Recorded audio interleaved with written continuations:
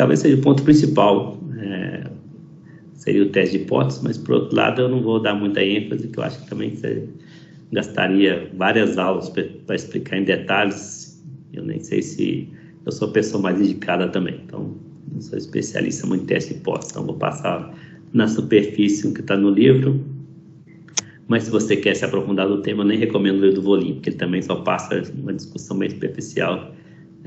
O ideal é pegar um livro de estatística, um livro mais denso de estatística, para explicar claramente a diferença entre os testes, quando usar um e quando usar outro. Então, o livro do Volin, a minha aula que vai ser bem na superfície. Vamos passar para a completude, né? As duas passos aqui daquela figurinha. Tem estatística descritiva, redução do dataset, teste de hipótese. Que é essa figurinha aqui, né? Então, uma vez que pegou os dados experimentais, faz uma plotagem por meio de gráfico, ou uma estatística procurando tendência central, dispersão dos dados, dependência, e aí redução do dataset, teste de hipótese. Vamos redução do dataset. Primeiro, que é a ideia de, uma vez que você fez a análise da estatística descritiva, você já tem uma noção geral dos seus dados. E aí você pode tentar melhorar a qualidade dos seus dados. O que seria melhorar a qualidade geral dos seus dados? É tentar ver se você consegue encontrar erros de medição ou problemas de medição no geral que iria te atrapalhar na sua análise. Então, você tem um valor lá que é exageradamente alto, e aquele ia puxar uma média para cima, por exemplo, mas ia puxar de maneira errônea, já que foi um erro de medição, como é aquele caso do tempo, né? O tempo esperado para a atividade era entre 10 e 20 minutos, e aí tem uma pessoa lá que gastou 50 minutos. Então, você calcular a média acaba subindo, mas é devido a uma medição incorreta, já que não é esperado que uma pessoa gaste 50 minutos na tarefa. Então, essa que é a ideia de redução do dataset, seria como se fosse uma checagem de qualidade das suas medições, tentando ver se o valor faz sentido ou não, e se o valor não faz sentido, marcar ele como uma medição possivelmente incorreta, e aí fazer uma checagem. Será que isso aqui realmente foi feito corretamente? E se você suspeita que aquilo ali não foi feito corretamente, remover aquele dado do seu dataset para você ter uns dados mais confiáveis, de melhor qualidade. Lembrando que você só deve remover aqueles dados que realmente for feito por erro de medição ou por uma coisa que nunca era esperado que ocorresse, né? Se o valor é atípico, mas é um valor que foi medido corretamente, está tudo que acontece às vezes, apesar de ser muito raro, acontece às vezes, você não deve remover. Então, remover basicamente é erros de medição, erro na coleta. Se a coleta foi feita corretamente, mesmo que seja um dado atípico, ele deve ser mantido. Então, o livro chama bastante atenção para isso, para você não trapacear, né? Tipo, vou remover esses dados aqui porque eles estão fazendo com que minha abordagem perca do baseline. Não é esse o propósito, não é você remover para poder favorecer uma ou a outra abordagem. É você remover para melhorar a qualidade dos seus dados quando você acha que teve algum erro de coleta, algum erro de medição, e aí descarta aqueles dados que são errôneos, né? Estão errados.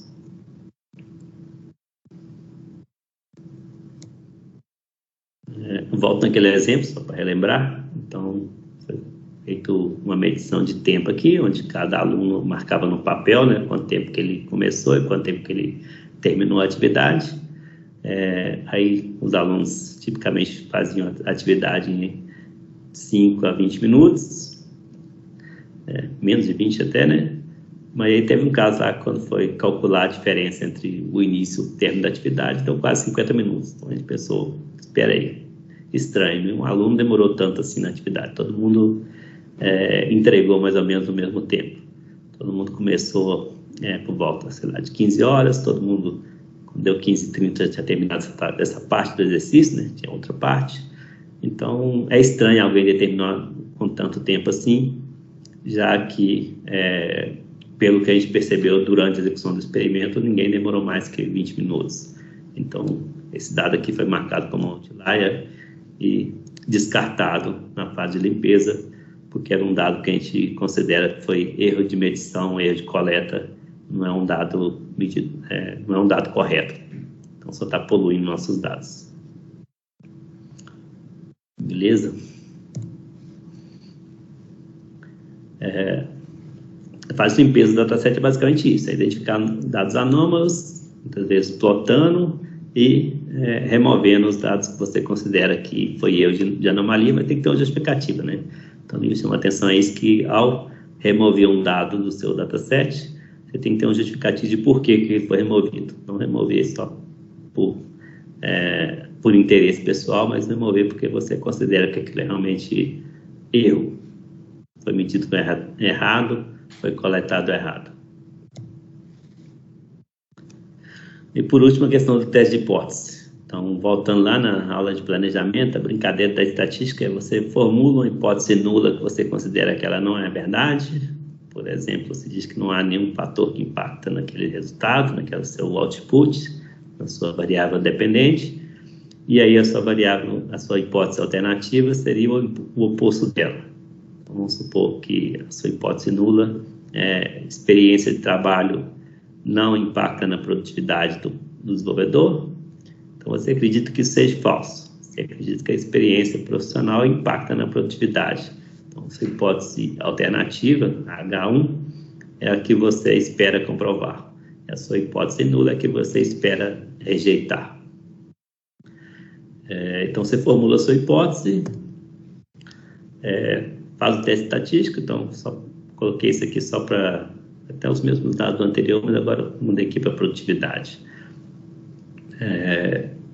Então, vamos supor que isso aqui seja os seus dados, e aí você, olhando aqui, já espera que isso te permita rejeitar a sua hipótese nula, né? O que pode não te permitir isso, por exemplo, se tiver poucos dados. Então, você espera que uma pessoa mais experiente, por exemplo, seja mais produtivo, já tem uma tendência de crescer aqui. Então, de novo, o A aqui são os menos experientes, nunca trabalharam, o B trabalhou até 3 anos, o C trabalhou até 5 anos e o D trabalhou mais de 5 anos.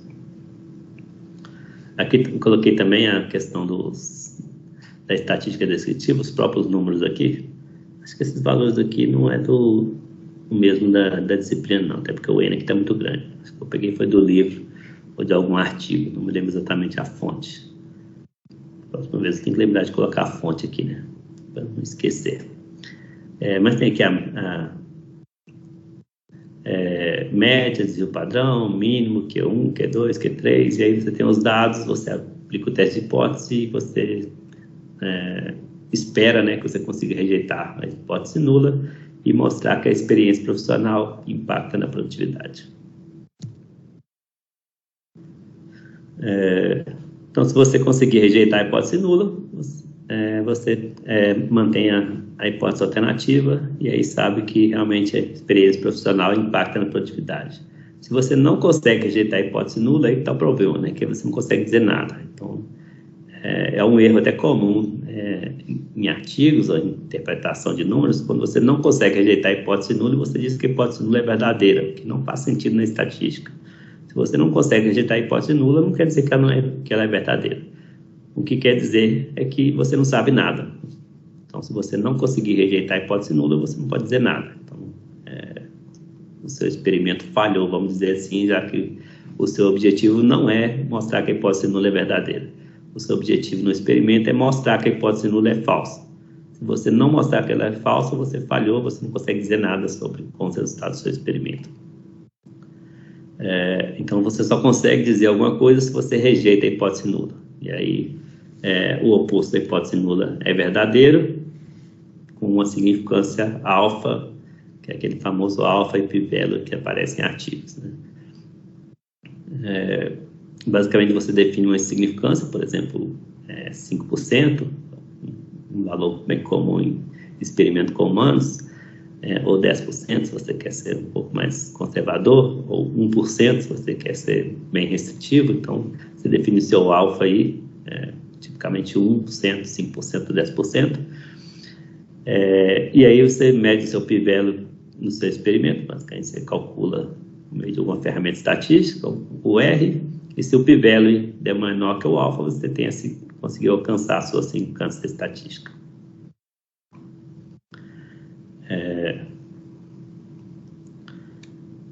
Então, se o seu p-value, por exemplo, foi 0,001, o seu alfa era 0,01, então você conseguiu uma significância estatística e você conseguiu rejeitar a sua hipótese nula, e aí você pode dizer, então, que a hipótese alternativa é verdadeira. Então, no caso do exemplo aqui, você pode dizer que a experiência profissional impacta na produtividade se você conseguiu um p-value pequeno o suficiente.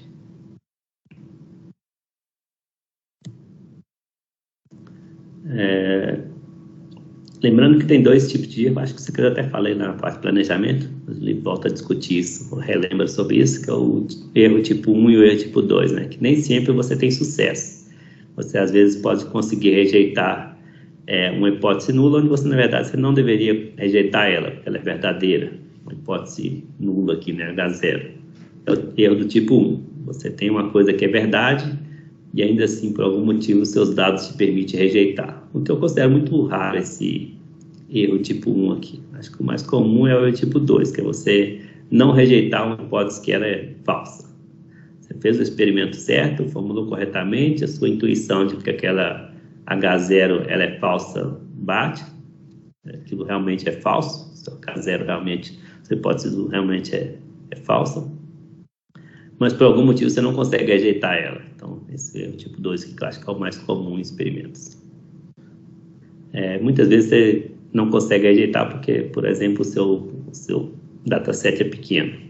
Tem poucos participantes no experimento, por exemplo. Que inclusive o que eu coloquei aqui no slide, né, fatores que afetam o poder do teste, né? Questão de, às vezes você escolhe um teste menos efetivo, por exemplo, um teste não paramétrico é menos efetivo que o paramétrico, e aí o teste não é forte o suficiente para você conseguir rejeitar a hipótese nula. Ou o mais comum, pelo menos considero mais comum, que é você ter uma amostra pequena, tamanho da amostra. Então, isso aqui eu considero bem comum porque participantes é difícil de recrutar, né? Experimento com humanos, você depende da boa vontade das pessoas de se voluntariar para participar do seu estudo. E aí, se você não consegue muitas pessoas, você tem uma amostra pequena, e aí você pode não ter dados suficientes para conseguir rejeitar a hipótese nula. Então, acho que isso aqui é bem frequente em artigos ou estudos em engenharia de software no geral, principalmente estudos com humanos, onde você tem dificuldade de recrutar pessoas, seja survey, seja entrevista, ou seja experimento controlado com humanos.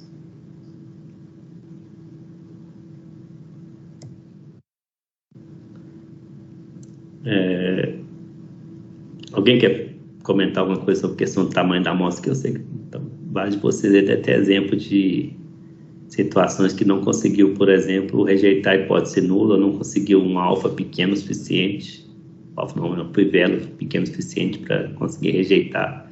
Então é muito comum isso acontecer.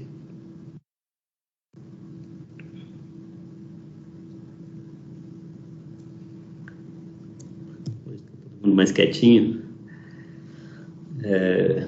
Então é uma questão do paramétrico e não paramétrico, né, que tem a ver com a distribuição dos dados, se segue ou não a distribuição normal.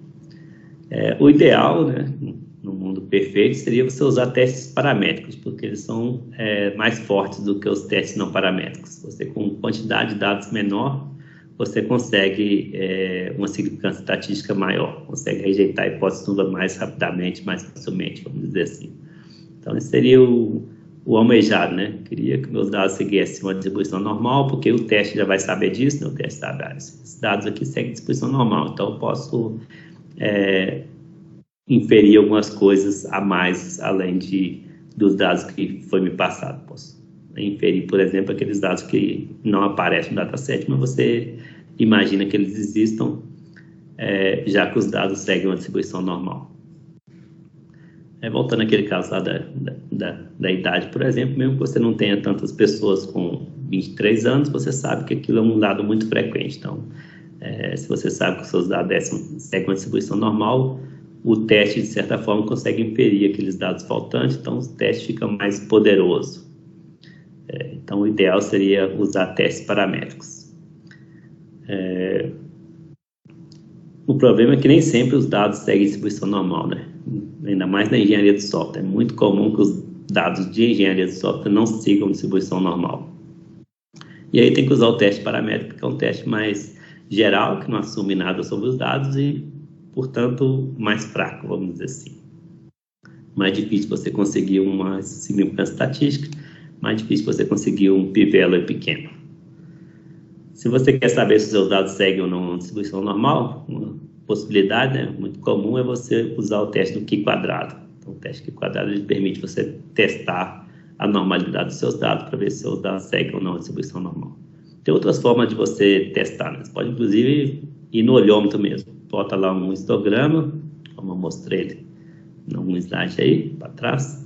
Posto o histograma, olha e fala, isso aqui parece que é distribuição normal. É normal o suficiente para mim. Então, pode ser assim no olhômetro, tem algumas outras possibilidades de você testar a normalidade dos seus dados. E uma possibilidade discutida no livro é você usar o teste do Q-quadrado, ou Chi-square em inglês, para você testar a normalidade. E aí, uma vez que você sabe que seus dados seguem uma distribuição normal, você sabe que não segue a distribuição normal, em ambos os casos, você escolhe os seus testes de maneira mais adequada. Então, por exemplo, se você sabe que segue uma distribuição normal, você pode usar um teste paramétrico, que é mais poderoso. Se você não sabe se segue uma distribuição normal, você, de certa forma, tem que ir para os testes não paramétricos. Não dá para escolher o teste paramétrico. O livro também discute outros fatores que impactam na escolha do teste. Por exemplo, o tipo de escala. Então, se sua escala é intervalo, você tem um tipo de teste que permita você usar. Se sua escala é razão, outro tipo de teste. Se você só tem uma escala ordinal ou nominal, então você não tem muita possibilidade de teste, tem que pegar o que há, né? Os testes mais simples.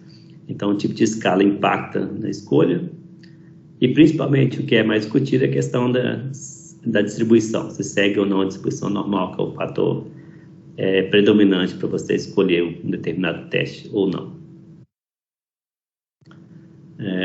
Tem outros fatores, né? O livro até elenca alguns, mas não discute muito. Para a disciplina aqui, vamos focar nesses dois casos aqui, que está mais amarrado ao que a gente viu até agora. O tipo de escala e a distribuição dos dados, basicamente. E aí você pode pegar um teste mais poderoso, testes paramétricos tipicamente são mais poderosos, mais fácil de você conseguir uma significância estatística, ou não, você não tiver os dados ideal para você, né? Não é a escala mais poderosa, não é uma distribuição normal, você tem que pegar os testes mais fracos. Então, basicamente, o que você gostaria é que você usasse testes paramétricos, porque eles requerem menos pontos de dados para você conseguir uma significância estatística mais alta. Então, te economiza em termos de número de participantes do experimento, por exemplo. Você pode ter menos participantes e ainda assim conseguir uma significância estatística se você tem um teste mais poderoso. Aí, quais são os testes mais poderosos e quais são os testes menos poderosos, vamos dizer assim. Então, o livro ele organiza isso bem. Ele coloca a lista dos testes paramétricos, lista dos testes não paramétricos. E até discute cada um deles brevemente, quando usar um e quando usar o outro. Eu vou mostrar uma tabela no próximo slide, resumindo isso, mas não vou me preocupar em explicar cada um dos testes, não. Mas o seu objetivo é usar um teste paramétrico. Você gostaria de usar um teste paramétrico, porque ele é mais poderoso, vai te dar uma significância estatística maior. Então, você gostaria de usar um t-teste, que é provavelmente o teste mais comum que a gente vê em experimentos, ou um f-teste, um teste pareado, t-teste pareado, ou ANOVA. Mas isso seria o seu sonho de consumo, vamos dizer assim, que a gente vê muito em artigos de engenharia de software, já que os dados raramente seguem uma distribuição normal, a gente vê muito os não paramétricos, Mann-Whitney, Wilcoxon, Signal Test, Kruskal-Wallis, Q-quadrado, principalmente para verificar a normalidade. Então, esses aqui são os que a gente gostaria de usar, e esses aqui são os mais comuns, já que em artigos de engenharia de software, geralmente os dados não seguem distribuição normal. Essa tabela aqui, para mim, é a tabela-chave do capítulo, né? Aquela guia de bolso para você consultar sempre que você quer escolher o seu teste. Então, obviamente, cada teste tem os seus poréns, né, a sua explicação, quando usar e quando não usar, mas amarrando com o que a gente viu aqui na disciplina, a gente pode pensar qual que é o tipo de design do experimento que eu fiz. É um fator com um tratamento, um fator com 2 tratamentos, um fator com 2 tratamentos nos dados pareados. Aqui não lembro, isso aqui é você faz o bloqueio, né, 2 pessoas, 2 grupos de pessoas onde a pessoa não faz as 2 tarefas, e o pareado seria a pessoa faz as 2 tarefas, mas em ordem diferente. Por exemplo, se a gente pensar no nosso exercício da aula 8, foi o random aqui, o não pareado, que é uma pessoa que usou as métricas tradicionais, não usou as métricas com informação arquitetural, e vice-versa. Quem usou métrica com informação arquitetural não usou as métricas tradicionais. Mas poderia ser feito o pareado, que seria a pessoa usa tanto um conjunto de métrica quanto o outro conjunto de métrica, mas em tarefas diferentes. Por exemplo, analisando o Health Watch com as métricas tradicionais e avaliando um outro sistema, Mobile Media, por exemplo, com as métricas com informações arquiteturais, seria o pareado. Então, você pode ter 2 tratamentos para um fator, tanto pareado como não pareado. Pode ter mais que 2 tratamentos, um fator com mais de 2 tratamentos, e pode ter até mesmo mais de um fator. Então, o livro ele organiza assim, dependendo do seu design, você tem uma sugestão aqui de teste estatístico a ser usado. Então, se o seu design é um fator 2 tratamentos pareado, aí você tem 2 opções. Se você conseguir mostrar que seus dados seguem a distribuição normal, você pode usar o pareado, o t-teste pareado. Se você não conseguir, que é o mais comum, você usa o Wilcoxon ou o Signe teste. E assim para os outros, né? Então, um fator, 2 tratamentos, não pareado, meio-Whitney, que é o mais comum na engenharia de software. Se você tem um fator, mais de 2 tratamentos, Kruskal-Wallis. Se você tem mais de um fator, o livro só discute a questão do ANOVA. Pareado, né? Nem sei qual que seria a possibilidade aqui para o não pareado.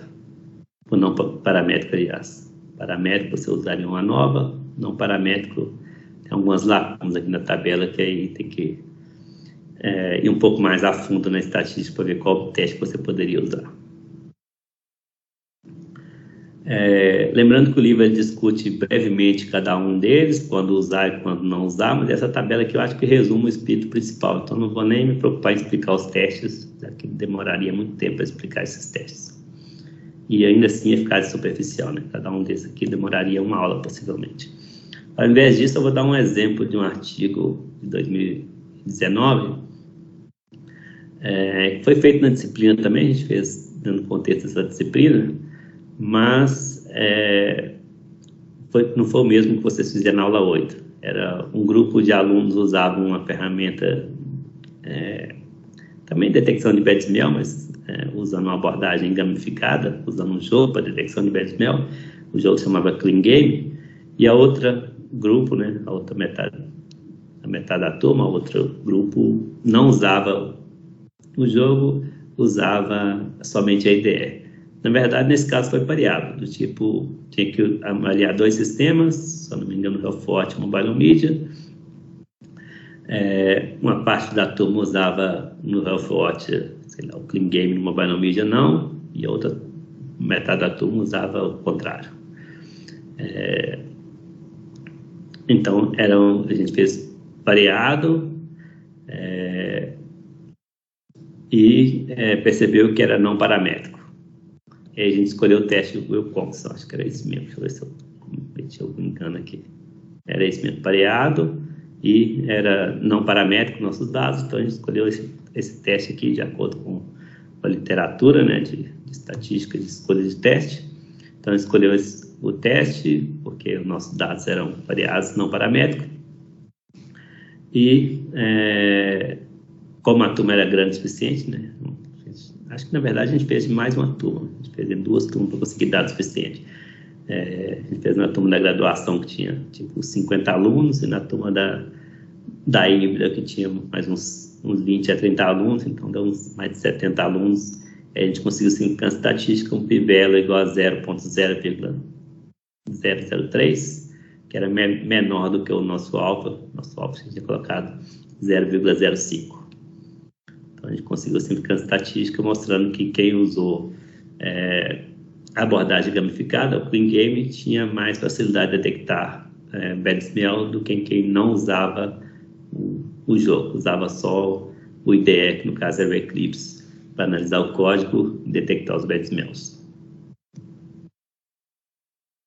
Inclusive, esse artigo foi submetido para o SBES na trilha de educação e ganhou o Best Paper, então, o melhor artigo do SBES naquele ano. Que obviamente não era exemplo do livro, né? O livro tem outros exemplos lá, mas resolvi colocar exemplos aqui de experimentos que eu participei, que é mais fácil de lembrar como foi o experimento. Bibliografia, capítulo 10, aí tem a seção 10.2, redução do dataset, seção 10.3, teste de hipótese.